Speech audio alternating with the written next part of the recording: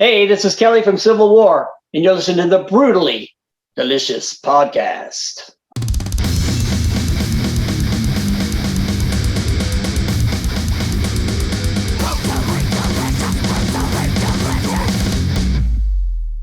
How are you doing? Doing great, doing great. How about you? I'm doing well, thank you. How are things over in Sweden? They starting to mellow out and open up a Well, bit? I actually live in Belgium. Okay. Yeah. But yeah, I think in Sweden it's been pretty calm for quite a while. They've been practicing social distancing for 1,000 years, so they'll be all right. So Europe is pretty much back to being open, I see, with all these festivals and stuff. That's got to be pretty nice, right?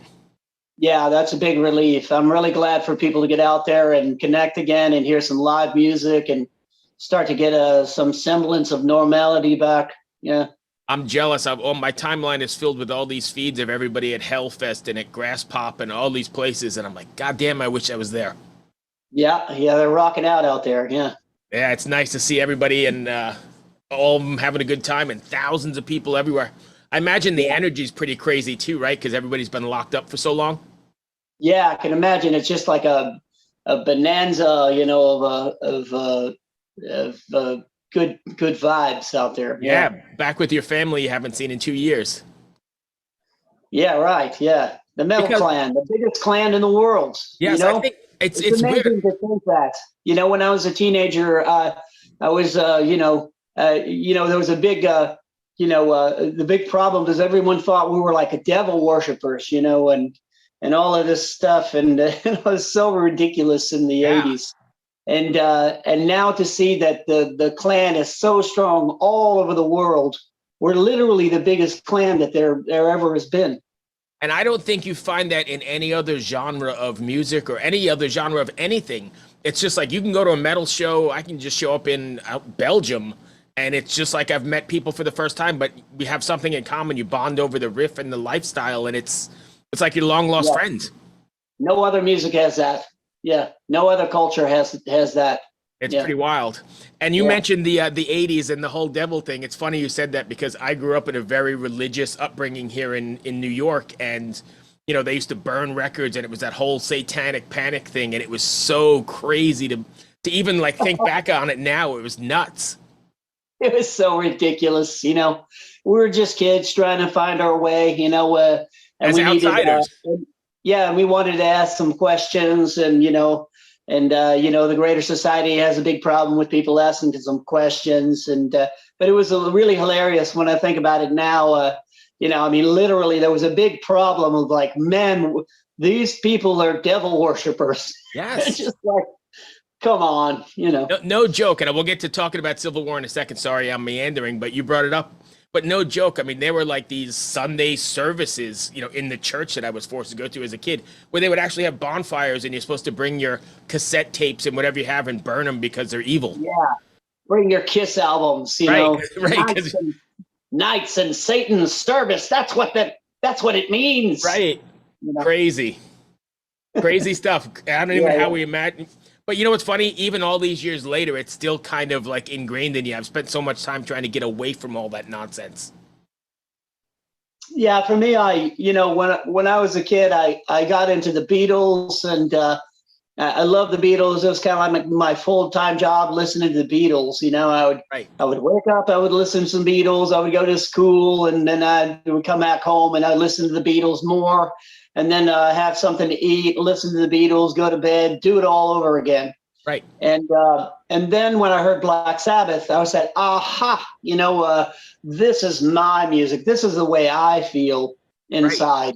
I'm different. I spent a lot of time when I was a kid, and I was in my room trying to get away from the bullies and the shitty kids, that were in Right. the neighborhood. And I was listening to, Ronnie James Dio, and I was, drawing and stuff in my room, knights and swords and mythical things. And, that was my real escape. Right. And And devils and evil yeah, stuff. Right. I loved it. I loved all that. Right. When I heard Black Sabbath for the first time, I thought like, it feels like they're channeling some kind of energy, some ancient energy from deep under the earth. It just felt like home to me, Right. So I got to Yeah. ask, what was your favorite Beatles album? I don't have a favorite album. I mean, I love Revolver. I think that's crazy good. I love Sergeant Pepper. There's just too much. Just like Sure. if you ask me my favorite Dio album or any, there's just too much. I'm too open and into music to say Sure. what's my favorite thing. I love the difference between Paul McCartney and John Lennon. I always call it the sweetness of McCartney and the bitterness of John, and I love that. I love Right. that. That they were able to kind of coexist in a band and add those flavors, mix those flavors Right. together. I will Yeah. say, just for me personally, the album I spin the most, even to this day, is Revolver. That's one of my favorites. Oh, actually, I'm lying. Not Revolver. Rubber Soul. Oh, okay. Yeah. Yeah. Right. Sorry, It I doesn't got matter. It's confused. just like if you say the Beatles, that the thing that I think is pretty ridiculous is people that say it's like the Beatles are overrated or blah blah blah. Today it's like, I'm sorry, most of the bands that you like were influenced by the Beatles. Right. It's just a fact. There's Sure. no war between the Beatles and the Stones. It's just what you prefer. Right. But without the Beatles, so much of the music that you like would not even exist. Yep, I 100% agree. So anyway, we came here to talk about Civil War. Sorry, I got meandering right away. Um, Honestly, I have time. You got a podcast, right? It can go however long, or you have a time yeah, limit, we're, or we're, we're usually around 30 minutes because we okay, book them every 30 minutes or so. cool. Just Yeah, when. cool. So yeah, I'm glad you don't mind meandering. Let's talk about Invaders. Been out for what, like 5 days now. What's been the response to it so far? Well, it's been really positive, and we're really proud of what we've done, and I think we've got a lot of good songs on it. A lot of kind of we have some surprises for people, which I think is really great. I'm really happy about that. And yeah, all overall, Napalm, our label has done a great job at getting it out there and getting me in touch with people like you, and it's really going well. Yeah, we're happy. I Yeah. know the singles that Natalie sent over, Battle of Life and Invaders. I'm just fucking amazed by them. I love it. They've been in regular rotation since she sent them over. Great, great stuff. Great. So I imagine people out there like me are just eating it up. So I know you guys talk about history, and it's very much a historical band, and you talk about everything from like the Vikings and Norwegian kind of stuff, but you also have a lot of American history in there too, right? With Confederates, and how does that come about? Yeah. Well, for me, when I got into the band, I kind of responded to the overall sound. I like the sound of it. It's metal to me. People call it power metal, whatever you want to call it. Right. But I like the sound of what they were doing, and I got in touch with them after Patrick, their original singer, kind of left the band out of the blue and right before a tour. So I jumped in, and we did a whole bunch of festivals and did all that, and together. And that in the meantime, we started to write the album. And what I didn't want to do is be this one trick pony of only talking about historical stuff or only talking about war or whatever, because that's not my background. Most of my things that I wrote about in my previous bands were Orwellian concepts or inner universe things, spiritual stuff, struggles in your life, things that are a bit more non-specific. Right. And so with the lyric writing that I did for the album, I wanted to take those things from books or the things from historical events or battles or whatever, and turn that into kind of a more of a personal experience. Have that more from the protagonist's view, like put you into that story, Right. make it more of a living story than shouting out dates and facts at you. because Right. I find that boring, and I wasn't interested in doing that. I just found it interesting, the whole Confederate thing, because I live in Richmond, Virginia, and the actual capital of the Confederate capital, the White House, is literally walking distance from my house. So there's a really strong Right. Yeah. connection. Yeah. Right. Yeah. You know, I mean, I live pretty Yeah. much Yeah. right on the battlefields. Is Oh, yeah. That gives me a jumping off point to talk about one of the songs that really touched me, Andersonville.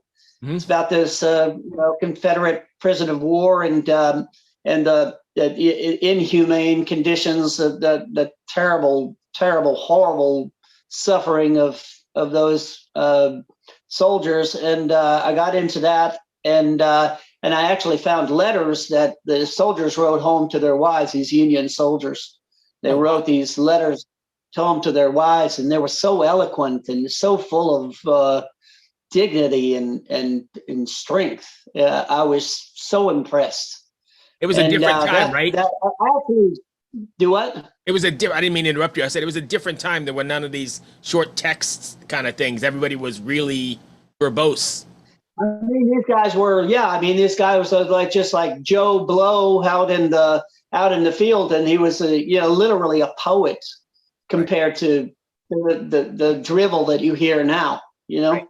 so it was just for that that was so touching. It was so beautiful, and I thought that I would take those two concepts together: the suffering of the prison, the idea that there's a deadline within the prison. That deadline is this tiny fence within the compound, and if you touch that fence, then the rebel soldiers would immediately shoot you in the head. Wow. And so I took that romantic story of the guy's very hopeful, the soldier is hopeful, he's going to get back to his wife, live a simple life, it's going to be good. But then after months and months of this kind of horror, he just gives up and he runs to the deadline. So Right. that's his letter back home. It's Right. a So all the suicide note, really. right, the desperation, Yeah. and then he goes. Yeah, he's just like, I can't live like this anymore. I won't be treated like this. You know, I'm out. And willing to give up the love of his life, or whoever he was writing home to.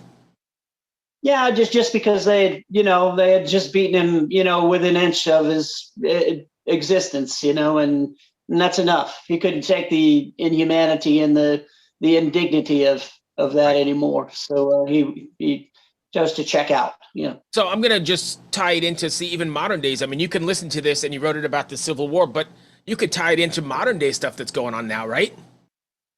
Sure, and that's what I think that I wanted to do is. Throughout the album, we have like a Native American thread that runs through the album. We got 3 songs that deal with that, which I'm a huge fan of, or not just a fan, but an admirer Right. of Native American culture. And I wanted that. Yeah, I hope that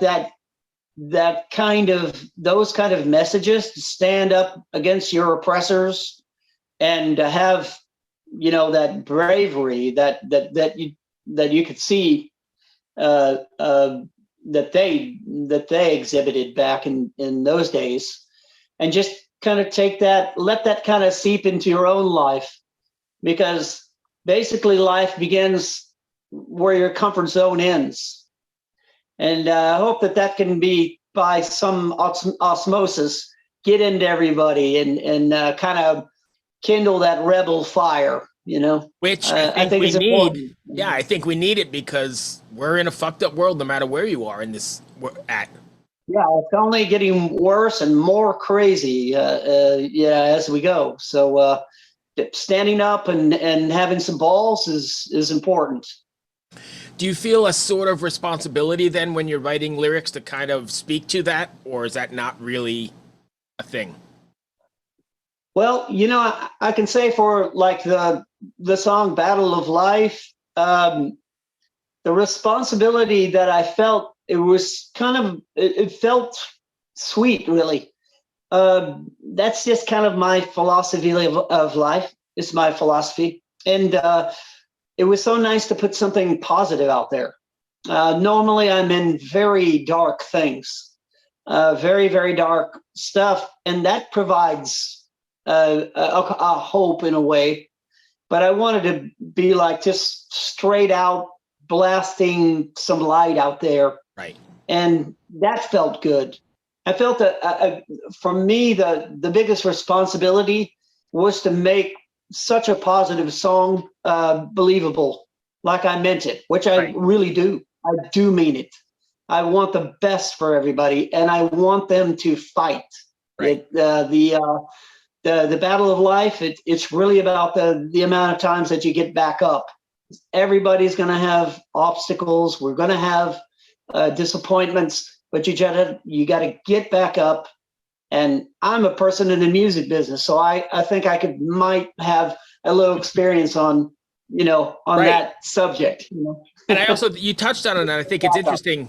You touched on, I think it's interesting that you went for the positive song, but I think, especially in the heavier music and metal, there's a bit of catharsis and a bit of hope in the darker songs, right? Because you can identify with it and you can get your shit out there. Does that make sense? Yeah, that's what I think. Even in the darkest music, it's really about kind of expelling your demons. Like I think of the depression and bad mojo, bad vibes. It's kind of like crows that sit on your shoulder. But when you scream up to the heavens, then the crows have to fly away for a while. You're free. You're clean. It cleans you out. Yeah. This music cleans you out. It's not about violence. It's about asserting yourself.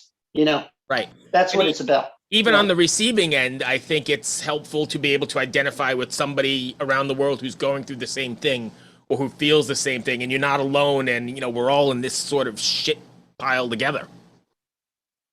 Absolutely. I mean, I think that metal has done that the best way that any music or art form has done. Maybe not art form, but musical form has done, is to unite and put people into place where, like, yep, I get it.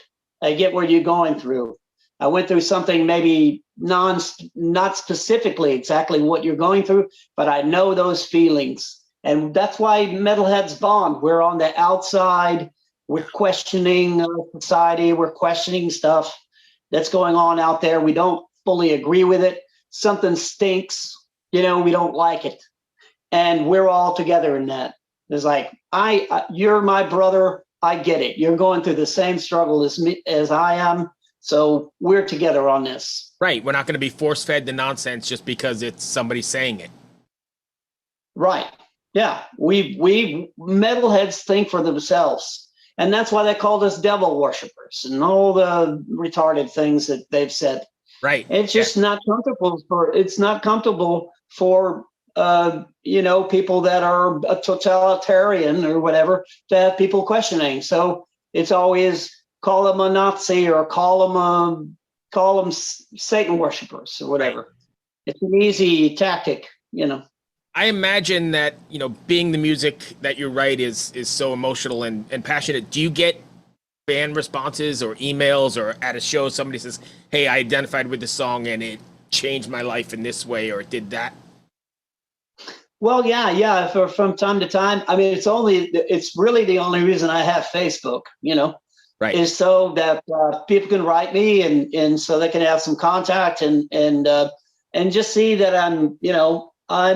I am like them, and what I do, I may make a terrifying, angry noise with my voice sometimes, right, but it's out of love. It's a love note to them, and it's my honor every time anyone sends me an email or a message or whatever that tells me, that they're responding to what I created. I mean, that's my absolute privilege in life. Right. It's got to be humbling as well, right? Yeah, it's the big payoff, and it's hard to process, because I'm not Mr. Ego, Mr. Rockstar kind of person. Right. But it's a beautiful, beautiful moments. You get those from time to time. Are you guys planning on taking Civil War out on the road? Yeah, I mean, we hope that we'll have some tour stuff lined up maybe later in the year. because of the pandemic, it's been, everything's been rescheduled like 3 times. Right now, the only thing we've got right now is Masters of Rock in the Czech Republic, which is really cool. I mean, this is going to be great. The Judas Priest and all these crazy cats are going to be there. It's going to be really something special. It's going to be a shock to play live again, because we hadn't played live probably, I don't know, in about 2.5 years, I guess. What's that going to feel like? I don't know. That's the thing. I really don't know.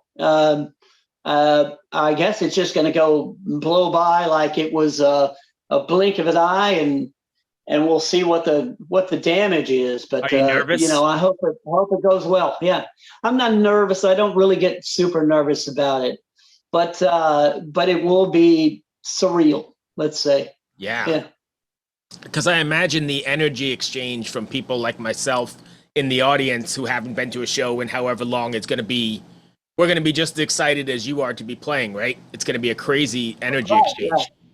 Yeah, I hope so. Yeah, that's what we're looking forward to. Just like those blasting rays, coming at us. Hopefully that'll happen. Yeah. So what do you have planned after that then? I mean, as far as that goes, I mean, we hope we get some touring, of course, later in the year, and we're fiddling around with some new material, and we're not going to wait we're not going to let everybody wait for this long next time. So we want to, get some bullets in the chamber, and keep going, in the direction that we're going. So you guys did a lot of writing during the pandemic, right? Yeah. So I was talking to somebody in a podcast just a little bit ago. I think there's going to be like an artistic renaissance of sorts we're going to be seeing here in the next year or two, because everybody's been locked away, like working on their craft and honing their skills and writing. So not just in music, but in literature and art. And there's going to be like this explosion of really good stuff. Yeah, I think so. I think that also on the larger society, there are going to be a lot of people questioning what they've been doing with their lives. Right. There's going to be a big transition also just in the normal everyday life.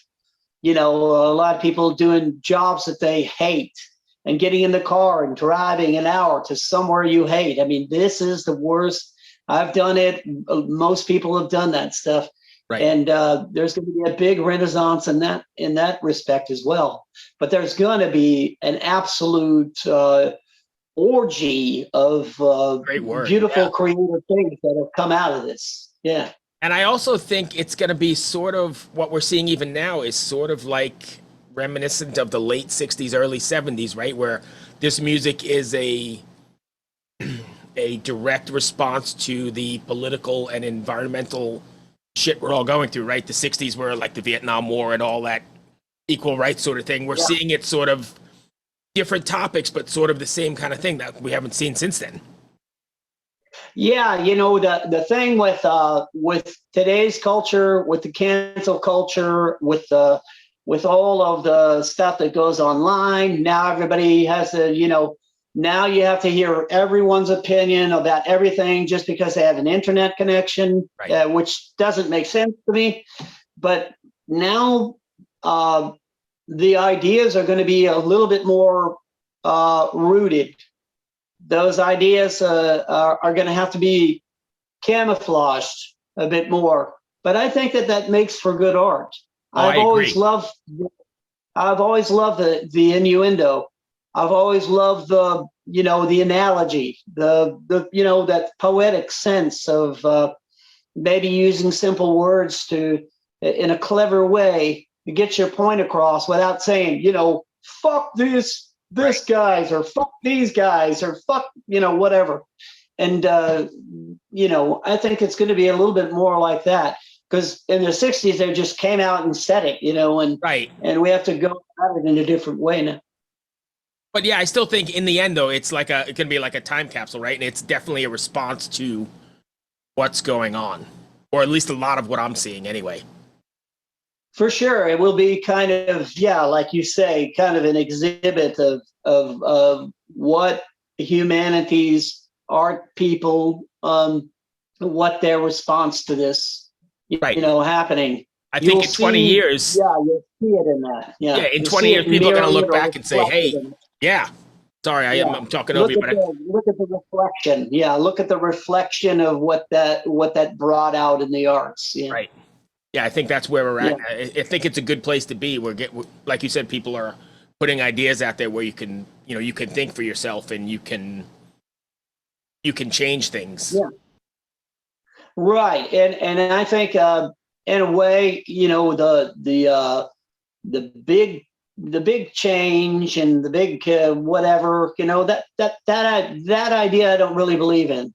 I believe in like throwing a pebble into a pond and you see those ripples. You take care of your family, you take care of your friends, you interact with them, and you say what you believe to them, and then if you're if you make a good enough point, then those ripples can expand beyond you. Right. People are not going to just like straight up change the world. It's going to happen almost as if you didn't see it happen. There are Right. going to be subtle changes, subtle ripples that reach everybody, and so I would I would say that that's a nice development, really, because when you have to go a little bit deeper, more underground with whatever your message might be, I think it might be even more effective. Just like Jungian psychology, the shadow self, or all those concepts, where Right. you just get tug at the roots of what the problem is. Yeah. Right. I mean, it's so like a grassroots sort of effort. Right, yeah. And with metalheads, we're connected. We love each other. We're brothers, and don't worry about the rest of the world. Just worry about your friends. Worry about the people you care about. Worry about the people that that are a little bit more in the same boat and kind of think like you. And don't try to shout on the social media. You're never going to change anybody's mind. Right. Just kind of introduce some nuances out there to get things shifted in your little bubble where you live, Yeah. And that if you want revolution. we kind of circle back to it again. There's nothing like it. I mean, I could just show up in Belgium and talk to a metalhead, and we're bonding immediately. And it's just something that's, I don't know. I wish the rest of the world could experience it. Yeah, they just don't have it. They just don't have it because they didn't they don't get knocked on the head. They don't get they don't get the same amount of shit shoveled at them as we do. But it's worth it, I 100% and agree, that's and I what I think like the about world it. would be different if there was if more people got it. You know, I think it's great. And a lot of people say, oh, metal should be more popular. You know where metal belongs? Underground. It belongs exactly where it is. Right. There's so many of us. How can you say it's not popular enough? Right. Just because the mainstream media is not talking about it or playing us on the radio doesn't mean that we aren't strong, that we're not represented.